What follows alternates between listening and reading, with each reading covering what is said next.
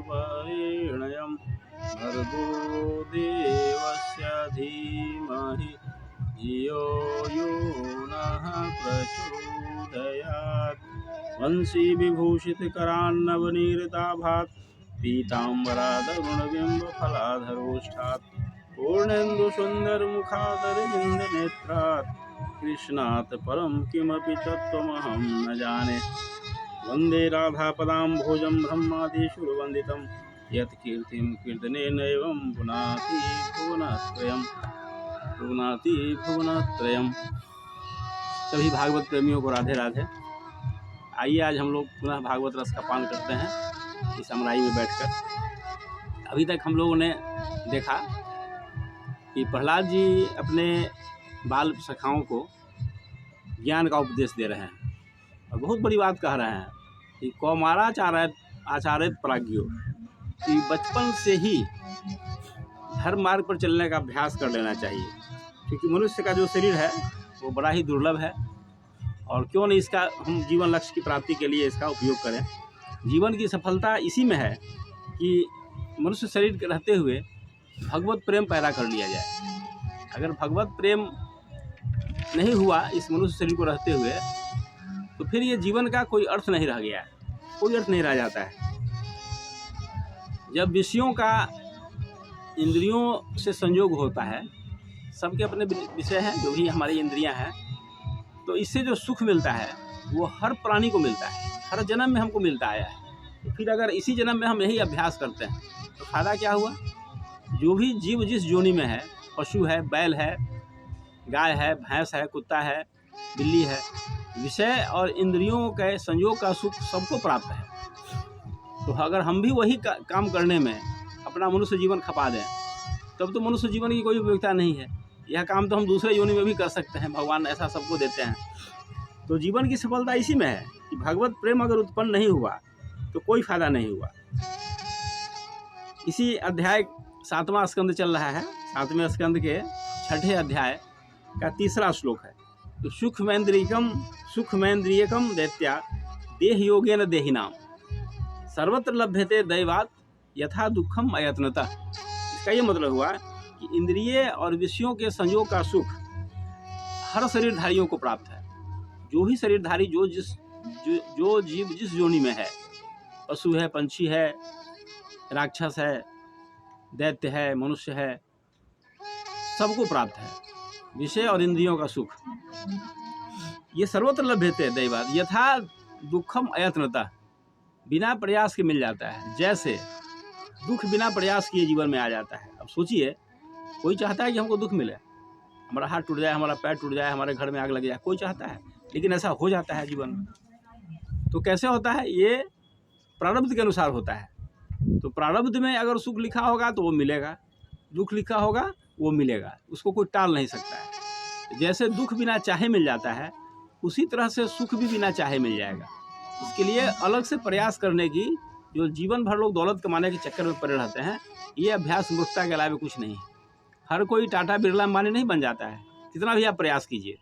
ठीक है, कर्म भूमि की ये कर्म भूमि है, तो कर्म भूमि की अपनी विशेषता है, कर्म कीजिए आप, जो वेदों के द्वारा निश्चित किया हुआ है, जो शास्त्र सम्मत कर्म है उसको करना चाहिए। लेकिन धन प्राप्ति की इच्छा जीवन भर संजो के रखें, ये मूर्खता के अलावा कुछ नहीं। तो जैसे इस श्लोक का ये मतलब है कि जैसे बिना चाहे जीवन में दुख चला आता है, कोई नहीं चाहता कि जीवन में दुख आवे, लेकिन दुख आ जाता है, उसी तरह से बिना चाहे जीवन में भौतिक सुख भी आ जाता है। तो इसके लिए प्रयास करना बेकार है।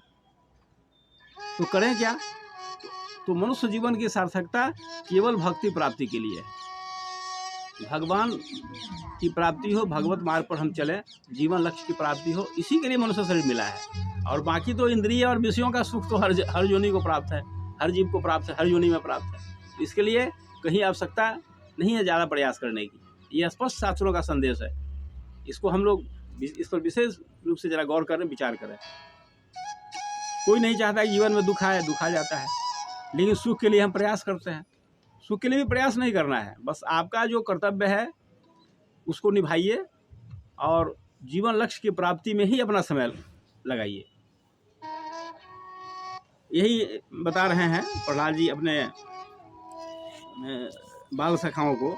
अब देखिए कितनी बड़ी बात है कि 100 वर्ष मनुष्य की आयु होती है। 100 वर्ष की आयु में तो दिन में लोग जगता है, रात में सोता है। इस ख्याल से अगर हम लोग इसका अध्ययन करें, गणना करें, तो 100 वर्ष की आयु का लगभग 50% बिछावन पर ही बीत जाता है, मतलब सोने में बीत जाता है मनुष्य का। तो बचा कितना? 50 वर्ष बचा। इस 50 वर्षों में 20 वर्ष का जो समय होता है वह प्रारंभिक जीवन की कठिनाई और भाग दौड़ का होता है।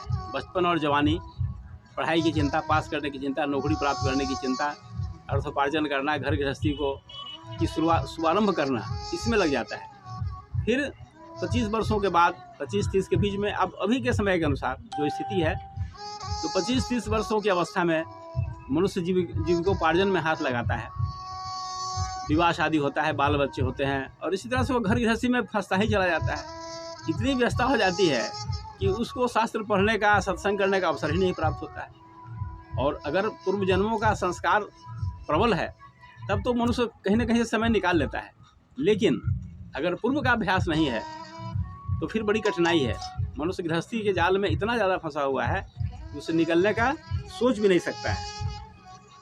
और इस तरह से कुटुंब के पालन पोषण में जब बच्चे बड़े हो जाते हैं तो फिर नाती पोता की चिंता होने लगती है, और इस तरह से जीवन भर आदमी बैल की तरह दौड़ता रहता है और जीवन लक्ष्य को ही भूल जाता है। यही भूल जाता है कि हम यहाँ क्यों आए, हमको भगवान ने मनुष्य का शरीर क्यों दिया, क्या करने के लिए हम आए, क्या करने में लग गए। तो इस तरह से जो है, जब मनुष्य जीवन भर भाग दौड़ में लगा रहता है और भगवत प्राप्ति का प्रयास नहीं करता है, तो जानते हैं इसका परिणाम क्या होता है? उसको तमः प्रधान गति प्रदान होती है। तमः प्रधान गति, न सत्व प्रधान न रज प्रधान, तमो प्रधान। तमो प्रधान गति का मतलब होता है कि मूढ़ योनि, पशु योनि, पंक्षी का योनि, वृक्ष की योनि, इसकी प्राप्ति आपको होगी अगले जन्म में। लेकिन मनुष्य नहीं जानता है, न जानने का प्रयास करता है, कभी सत्संग में जाता नहीं है, कभी शास्त्र का अध्ययन करता नहीं है। तो आप कुटुंब के पालन में पूरा जीवन लगा दिए और थोड़ा भी समय निकाल करके भगवत चर्चा नहीं किए, भगवान का भजन नहीं किए, तो आप तो समझ रहे हैं, हम लोग ये समझते हैं कि हम लोग बहुत बड़े बहादुरी का काम कर दिए, कुटुंब के पालन में पूरा 100 वर्ष गंवा दिए। लेकिन इसका परिणाम क्या होता है ये नहीं पता है हम लोग। तो शास्त्रकार जो होते हैं उसका परिणाम भी बता रहे हैं कि अगर मनुष्य शरीर बनने के बाद, प्राप्त होने के बाद भी अगर आपने भगवान का भजन नहीं किया, भगवत मार्ग पर चलने का प्रयास नहीं किया, तो आपको तमः प्रधान गति होगी, आप पशु योनि में चले जाइएगा। ये चीज़ होता है। इसलिए मनुष्य को इसका अभ्यास कर लेना चाहिए कि जीवन लक्ष्य प्राप्ति कैसे हो, इसका चिंतन मनन हमेशा चलते रहना चाहिए। नहीं तो फिर ये जन्म मनुष्य का बार बार नहीं मिलता है। ये सब शिक्षा प्रहलाद जी अपने साथियों को दे रहे हैं। आज इतना ही पर हम अपनी इस कड़ी को समाप्त करते हैं, फिर आगे चर्चा होगी। प्रहलाद जी ने कितनी अच्छी अच्छी बातें अपने मित्रों को बताई। ओम शांति शांति शांति सर्वाधिष्ठ सुशांति।